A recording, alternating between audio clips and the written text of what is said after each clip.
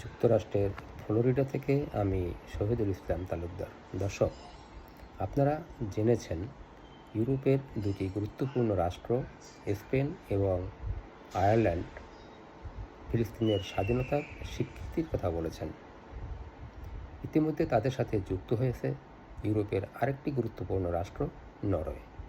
নরওয়ের প্রধানমন্ত্রী ইউনসগার্ড স্তরে সাংবাদিক সম্মেলন করে বলেছেন তার দেশ ফিলিস্তিনের স্বাধীনতার সপক্ষে স্বীকৃতি দেবে। তিনি মনে করেন ফিলিস্তিন স্বাধীন হলে ইসরায়েল এবং ফিলিস্তিন দুটি স্বাধীন রাষ্ট্র পাশাপাশি শান্তিতে বসবাস করতে পারবে। দর্শক, এখানে লক্ষণীয় বিষয় হলো আমরা লক্ষ্য করেছি এযাবৎকাল ইসরায়েল এবং ফিলিস্তিনের বিষয়ে ইউরোপীয় রাষ্ট্রসমূহ সবসময় ইসরায়েলের সাথে রয়েছে, কিন্তু